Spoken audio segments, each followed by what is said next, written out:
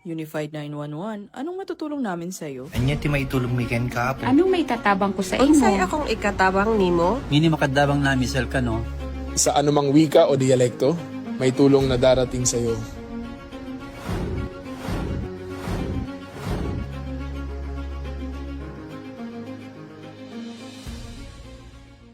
Lilingkod sa bawat Pilipino at magbibigay ng tamang impormasyon para sa tahimik at maayos na Pilipinas. Police News Network, alagad ng batas, tagapagtaguyod ng balitang pulis, sandigan ng mamamayan, patnubay ng katotohanan. La Campo Crame, maghahatid ng pinakahuling kaganapan at nagbabagang balita. Ito ang PNN Police News Network. At ngayon, ang inyong mga tagapagbalita. Magandang araw, Bagong Pilipinas. Kami ang inyong mga tagapagbalita, tagataguyod ng Balitang Pulis, NUP Loreto Bonifacio Concepcion. At ngayong araw ng Miyerkules, muli nating makakasama bilang special guest co-host, walang iba kundi si Miss Luis Susain Alba Lopez, Mrs. Asia Pacific All Nations 2022 Grand Winner and Luminous Woman of the Year 2023. Magandang umaga sa iyo, Machine. Magandang umaga po, Sir Eton, at magandang umaga sa lahat ng manonood ng Police News Network. Huwag po nating kalimutang i-like, i-follow at i-subscribe ang page ng Philippine National Police, Police Community Affairs and Development Group, PGC Tagapag-Ugnay at Police News Network. Kami po ay maghahatid sa inyo ng tamang balita, kwento ng pulis at serbisyo para sa mamamayan at ito ang PNP News Online. Ang pangunahing balita ng Police News Network, alagad ng batas, tagataguyod ng Balitang Pulis.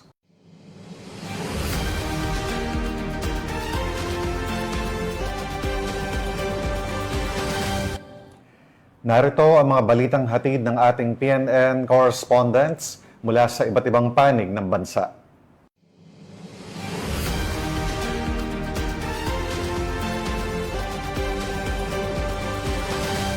Para sa ating unang balita, nasabat ng mga otoridad ang 40 abandonadong parcel na naglalaman ng hinihinalang marijuana kush na nagkakahalaga ng humigit kumulang 14 na milyong piso na natagpuan sa Central Mail Exchange Center sa Pasay City. Isinagawa ang operasyon nitong Pebrero 6 ng PNP Aviation Security Group, katuwang at iba't ibang ahensya ng gobyerno matapos makatanggap ng intelligence information mula sa PIDEA tungkol sa mga kahinahinalang inbound shipment. Sa isinagawang X-ray inspection ng Bureau of Customs, napansin ang mga irregular na imahe sa mga parcel at matapos ang K9 inspection ng PIDEA, nakumpirma ang halos 7.8 kilos ng hinihinalang marijuana na itinago sa mga candy, damit, comforter, cereal at iba pang gamit. Ang mga iligal na droga ay isinailalim sa inventory at dokumentasyon bago tuluyang i-turn over sa PIDEA para sa laboratory examination at case build-up. Patuloy ang investigasyon ng PNP upang matukoy ang pinagmulan at mga responsable sa insidente.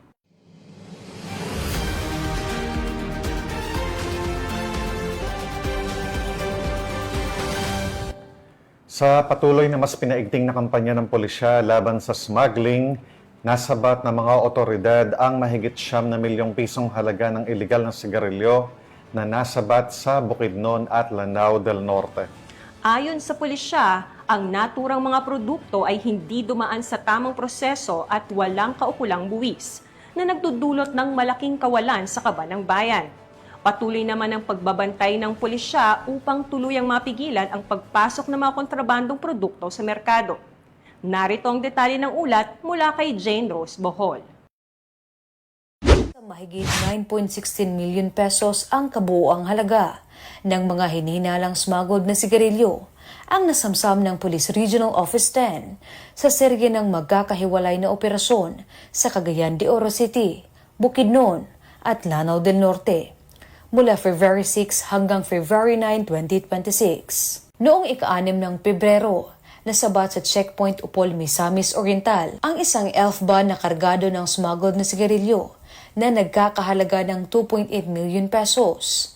2 lalaki ang inaresto matapos mabigong magpakita ng kaukulang dokumento. Noong 8 naman ng Pebrero, 2 close van naman ang naharang sa Malaybalay City, Bukidnon na may sakay na 140 master cases ng sigarilyo na tinatayang nagkakahalaga ng 5.6 million pesos. 4 na lalaki ang inaresto sa operasyon. Samantala, noong Pebrero ng 9 ng kasalukuyang taon, isang Isuzu F-Truck ang naharang sa checkpoint sa Sultan Haga Mapuro, Lanao del Norte. Natuklasan ang 950 rims ng hinihinalang smuggled na sigarilyo na nagkakahalaga ng 760,000 pesos na itinago sa isang lihim na kompartamento sa ilalim ng sasakyan. 3 lalaki ang pansamantalang hinold para sa dokumentasyon at investigasyon. Ang lahat ng naaresto ay nasa kustodiya na ng pulisya habang inihahanda ang mga kaukulang kaso. Ang mga nasamsam na kontrabando ay isa sa ilalim sa wastong disposisyon ng Bureau of Customs. Mula dito sa inyong higalang pulis, Regional Office 10 Public Information Office. Ako ang inyong PNN correspondent, Patrolwoman Jane Rose Bohol, alagad ng batas, tagataguyod ng balitang pulis. Maraming salamat, Patrolwoman Jane Rose Bohol. Matagumpay na nagsagawa ang 103rd Maneuver Company ng Community Awareness Lecture para sa mga miyembro ng Barangay Peacekeeping Action Team at mga residente ng Ilocos Sur. Ito ay bilang bahagi ng mas pinaigting na advokasya ng pulisya para sa mas ligtas na komunidad. Magbabalita riyan si Patrolman Dennis Carinal. Tagumpay na naisagawa ng 103rd Maneuver Company ang Community Awareness Lecture para sa mga miyembro ng Barangay Peacekeeping Action Team at mga residente ng Barangay Kalungbuyan ni Ilocos Sur bilang bahagi ng kanilang patuloy na advokasya sa kapayapaan at kaligtasan ng komunidad. Tinalakay sa aktibidad ang mahalagang paksa tulad ng anti-terrorism awareness, anti-violence against women and children, anti-illegal drugs campaign, basic life support at disaster preparedness.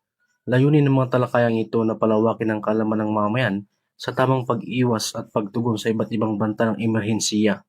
Kasama rin sa programang Basic Arresting and Handcuffing Techniques upang gabayan ang mga miyembro ng BPATS sa wastong pagpapanatili ng kaayusan sa barangay. Sa pamamagitan ng aktibidad na ito, ipinakita ng 103rd Maneuver Company ang kanilang dedikasyon sa paglilingkod at pagpapalakas ng ugnayan sa pagitan ng kapulisan at ng komunidad, sama-sama sa pagtataguyod ng ligtas at maayos na pamayanan para sa bagong Pilipinas. Mula dito sa PKG Ilocos Region, ako po ang inyong Police News Network Correspondent, Patrolman Dennis Carinal, alagad ng batas, tagataguyod ng balitang pulis. Maraming salamat, Patrolman Carinal. 3 miyembro ng Communist Terrorist Group ang kusang loob na sumuko sa mga otoridad sa 103rd Maneuver Company, RMFB-10 Headquarters, Sitio Colon, Barangay Halapitan, San Fernando, Bukidnon kahapon. Ang naturang mga miyembro ng CTG ay dating kasapi ng GF-89 NCMRC. Sa kanilang pagsuko ay itinurn over din ang isang improvised shotgun at bala. Ang 3 sumuko ay kasalukuyang nasa kustodiya ng RMFB-10 para sa custodial debriefing at profiling. Patuloy ang panawagan ng pulisya sa iba pang rebelde na samantalahin ang programa ng pamahalaan at magbalik loob sa gobyerno.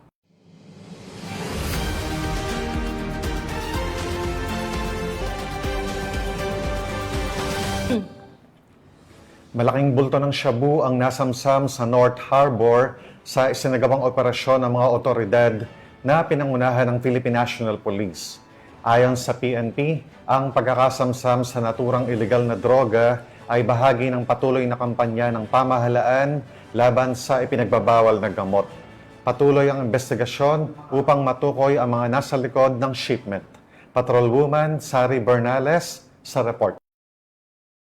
Malaking shipment ng shabu ang nasamsam sa Manila International Container Port sa North Harbor, Manila.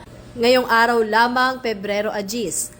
Ayon sa ulat, humigit kumulang 41 kilo ng methamphetamine hydrochloride na may halagang 278 million ang naharang sa isang operasyon na pinangunahan ng Philippine National Police kasama ang Bureau of Customs at Philippine Drug Enforcement Agency.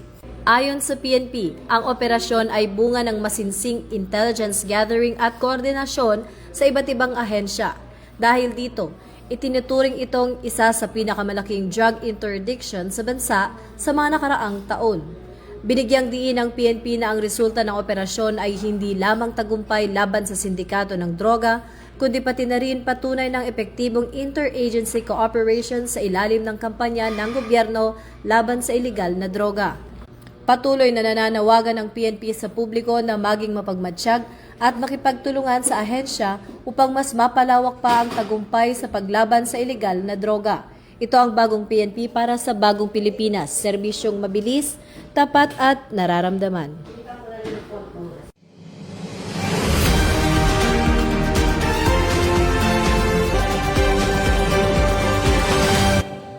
Maraming salamat, Patrolwoman Bernales.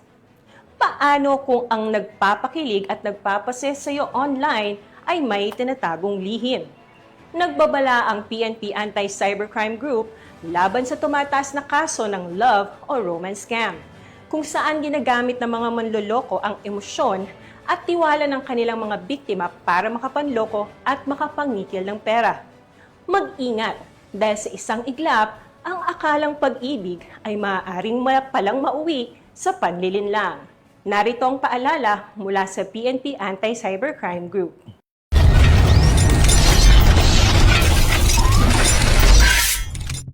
February na! May Feb-ibig ka na ba?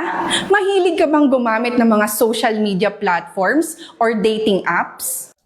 Ma'am, excuse po, saan po kayo nagkakilala ng asawa mo? Nagkakilala po kami sa trabaho kasi dati po kami magkatrabaho. Tapos niligawan niya po ako ng personal, tapos sinuyo. Tapos ngayon po kami na at nagkaroon na po kami ng 2 anak. Thank you po. Excuse me po, Yes, single or taken? single po ma'am. Pero may nakakausap po ako sa online. Nakilala ko po siya sa isang dating app. Pero hindi pa po kami personal na nagkikita. At feeling ko nga po, in love na po ako.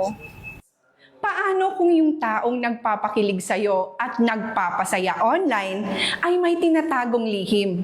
Sa likod ng mga sweet messages, I miss you and I love you, may mga taong ang hanap ay hindi kilig o pag-ibig.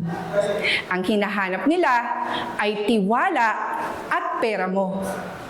Mag-ingat, baka mabiktima ka ng romance or love scam.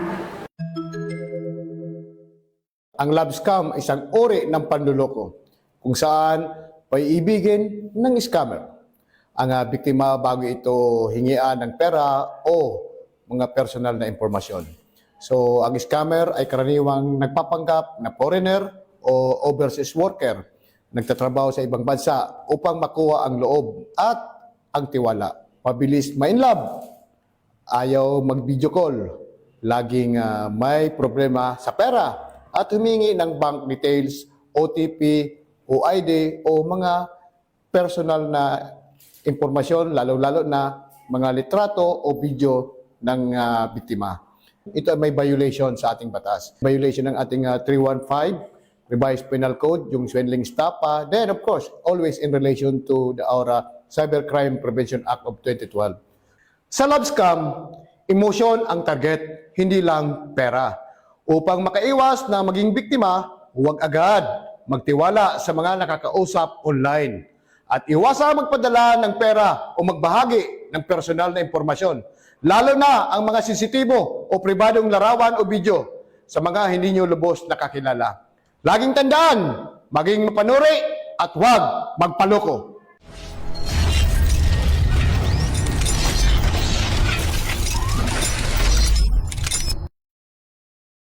Ang araw ng UAE SWAT Challenge 2026, muling pinatunayan ng Philippine National Police ang husay, disiplina at tapang nang makapasok sa top 15 sa kompetisyon laban sa mahigit 100 pinakamatikas na tactical teams sa iba't ibang panig ng bansa. Ito ay hindi lamang labanan ng lakas at bilis, kundi ng talino, koordinasyon at tibay ng loob sa bawat galaw. Bawat desisyon at bawat segundo ay sumasalamin sa mataas na antas ng mga pagsasanay at dedikasyon ng ating mga kapulisan. Ang tagumpay na ito ay hindi lamang karangalan para sa Philippine National Police, kundi isang inspirasyon para sa sambayanang Pilipino.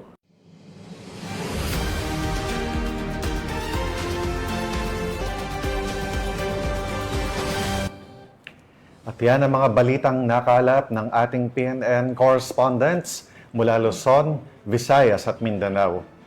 At bago tayo magtapos, gusto ko pong muling magpasalamat sa ating mga masusugid na manonood or televiewers ng Police News Network at syempre pa sa ating special guest co-host ngayong umaga na walang iba kundi si Miss Luis Hussein Alba Lopez. Maraming salamat, Miss Shin, sa muling pagpapaunlak na maging special guest co-host sa programang ito. Baka may nais kang gustong sabihin, ipaalam, or i-promote na upcoming event or advocacy machine? Nais ko lamang po magpasalamat sa bumubuo ng Philippine National Police, sa PKG Tagapag-Ugnay at sa Police News Network sa walang sawang pag-imbita sa akin sa programang ito. Pinapasalamatan at binabati ko po si Chief PNP Police General Jose Melencio Nartates Jr., Police Major General Roderick Agustus Alba, the Director for Police Community Relations, PKG Command Group na pinamumunuan ni Police Brigadier General Vina Guzman, sa lahat ng personnel ng Police Community Affairs and Development Group at sa lahat ng magigiting na pulis sa buong bansa. Maraming salamat sa inyong patuloy na serbisyo para sa isang ligtas na komunidad. At inaanyayahan po namin kayo mamayang gabi na tunghayan ng talento at malasakit para sa PNP Dance Showdown for Our Cause Season 2. Nagaganapin sa Camp Crame, Quezon City, kung saan 17 unit ng PNP ang makikipagtagisan ng galing. Kaya tumutok sa Facebook page ng Police News Network at huwag kakalimutang mag-like, comment, and share mga ka-PNN. Sa ngalan ng pamunuan ng Philippine National Police, sa pangunguna ni Chief PNP Police General Jose Melencio Nartates Jr.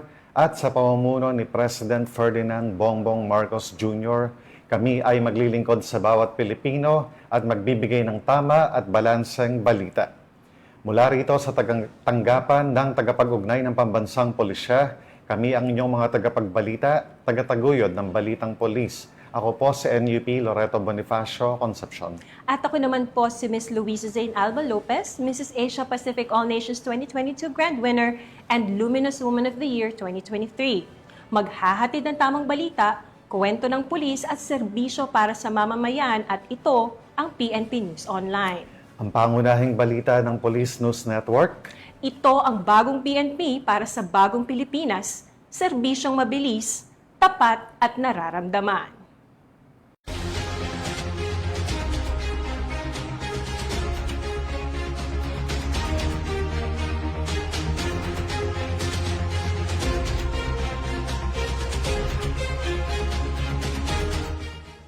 Police News Network, alagad ng batas, tagapagtaguyod ng balitang pulis.